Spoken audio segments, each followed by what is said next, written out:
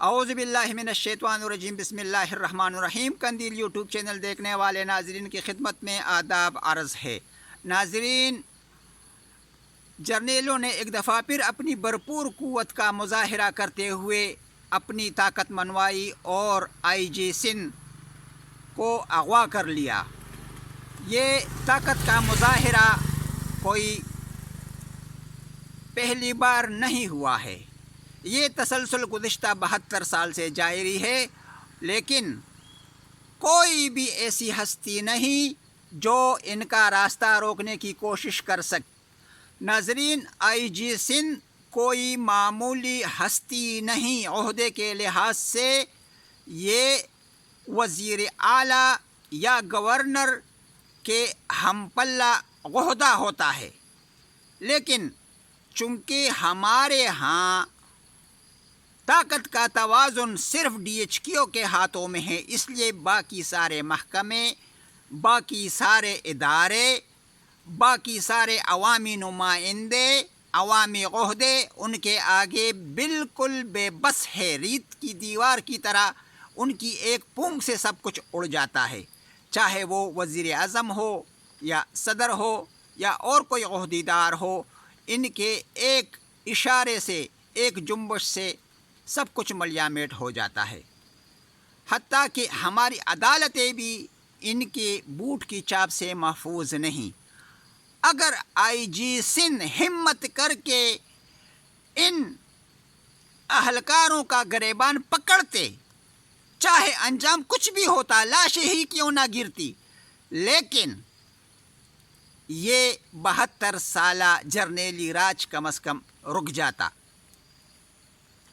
اگر نواز شریف اڑ جاتے تو یہ جرنیلی راج کا خاتمہ ممکن تھا۔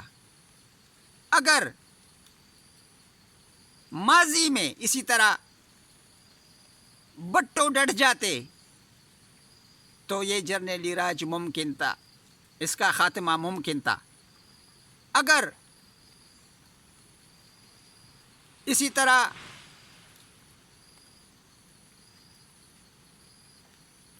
قائد اعظم ڈٹ جاتے اور ان کے آگے ہتھیار نہ ڈالتے تو لیاقت علی خان کا واقعہ رونما نہ ہوتا۔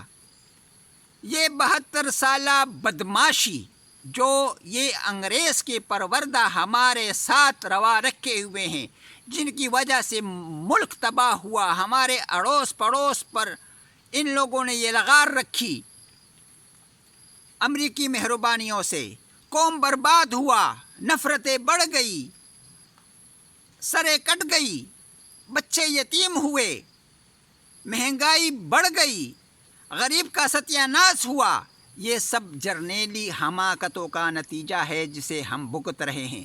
میں بار بار اپنے فیس بک پوسٹوں کے ذریعے اور یوٹیوب چینل کے ذریعے یہ انتباہ کر چکا ہوں کہ یہ جرنیل ملک کا بیڑا غرق کر سکتے ہیں، لیکن امریکی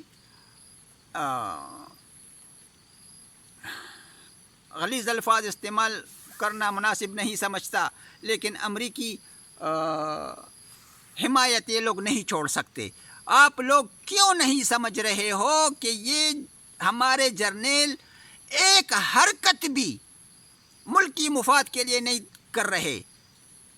جنرل ضیاء کا طیارہ اڑ جانا، اوجڑی کیمپ اور بدرشی میں دھماکے ہونا، دیکھیے امریکی پالیسی کو کہ چند سکڈ میزائلوں کو تباہ کرنے کی خاطر کی اس کی ٹیکنالوجی پاکستان کے ہاتھوں نہ آ سکے، پورا اجڑی کیمپ تباہ کر دیا۔ اتنی سخت ترین پالیسی ہے امریکہ کی۔ کتنے سکڈ؟ 1100 سکڈ میزائل ٹوٹل انہوں نے دیے تھے، جن میں کافی استعمال بھی ہوئے، تو کتنے بچے ہوں گے؟ لیکن اس نے اپنے اسلحہ انبار تباہ کرنے کے لیے ہمارے اجڑی کیمپ، ہمارے بدرشی کے اسلحہ خانے جو صدیوں سے یہ ڈیپو قائم ہیں، لیکن ان کو تباہ کر دیا گیا۔ جنرل ضیاء کا طیارہ 17 قیمتی جانوں کے ساتھ اڑا دیا گیا، اور جنرل اسلم بیگ اس وقت آرمی چیف تھے. یہ دیکھیے بدقسمتی. کہتے ہیں کہ ہمارے جرنیلوں کا یا ہمارے فوجی ادارے کا اتفاق ہے. ان کی کتابوں سے ظاہر ہے کہ یہ لوگ ایک دوسرے سے کتنی نفرت کرتے ہیں، لیکن ان کی مجبوری ہے کہ امریکہ جس جنرل کے سر پر دست شفقت رکھ لیتا ہے، باقی ان کی اطاعت کرنے پر مجبور رہتے ہیں.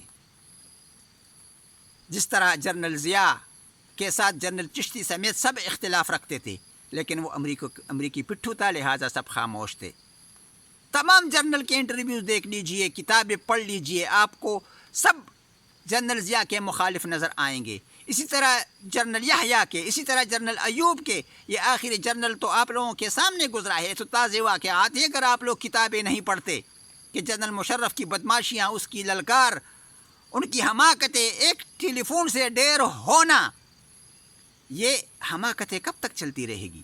ملک تو تباہ ہو گیا، ابھی بچا کیا ہے؟ عوام میں جان نہیں ہے. مہنگائی جان بوجھ کر لائی گئی تاکہ یہ عوام آواز نہ اٹھا سکے، جرنیلوں کو گریبان سے نہ پکڑ سکے. یہ جرنیل اپنے بیجا پروپیگنڈے پر کتنا روپیہ خرچ کرتا ہے. حقیقت ٹی وی آپ لوگوں نے دیکھی ہوگی. دوسرے جو ان کے چاپلوس ہیں، جھوٹی تعریفیں کرتے ہیں ان کا کوئی ایک کارنامہ تو بتاؤ ہمیں. بنگال میں کیا کیا ان لوگوں نے؟ قبائل کے ساتھ کیا سلوک ہوا؟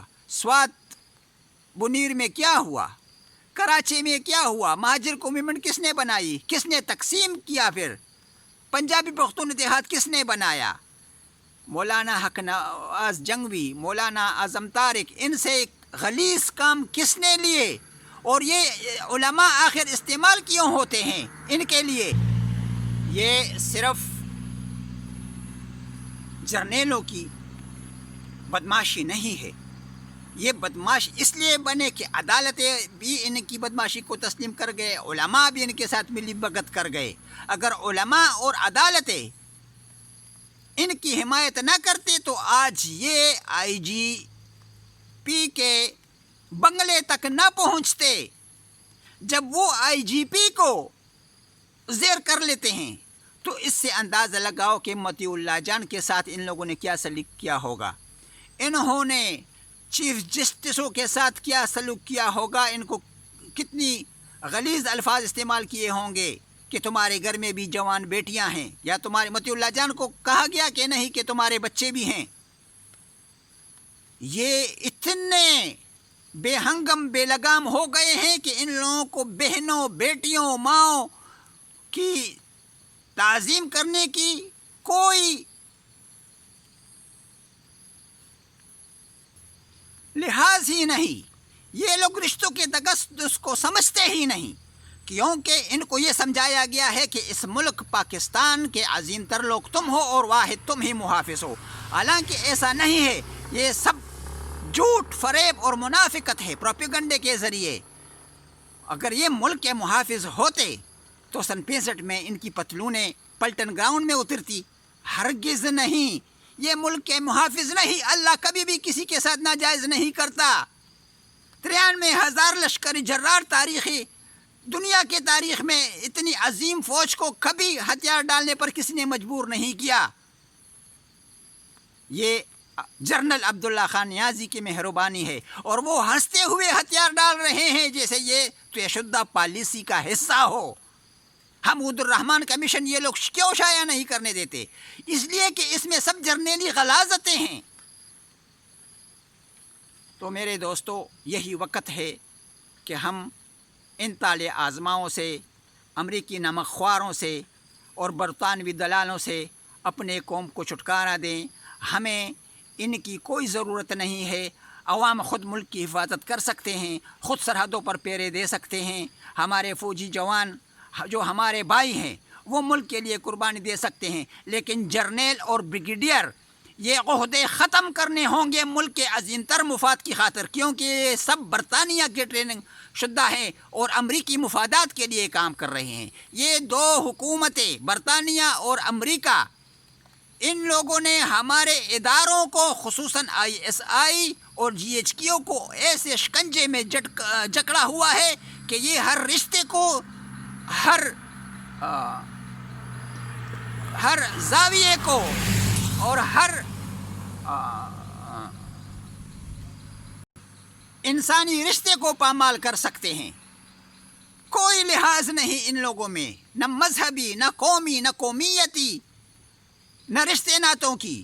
یہ صرف اور صرف امریکی مفاد کو مقدم سمجھتے ہیں. اگر آپ لوگوں کو یہ باتیں سمجھ میں آتی ہیں تو مہربانی کر کے اٹھیے اور پورا قوم متحد ہو کر نکلیے. اگر آپ لوگوں نے متحد ہونے سے کام لیا تو میں یقین سے کہہ سکتا ہوں کہ جس طرح ایران میں شاہی ایران کا اور ان کے حواریوں کا جنازہ نکلا، اسی طرح پاکستان میں بھی انشاءاللہ تعالی یہ طاغوتی قوتیں ختم ہو سکے گی. والسلام.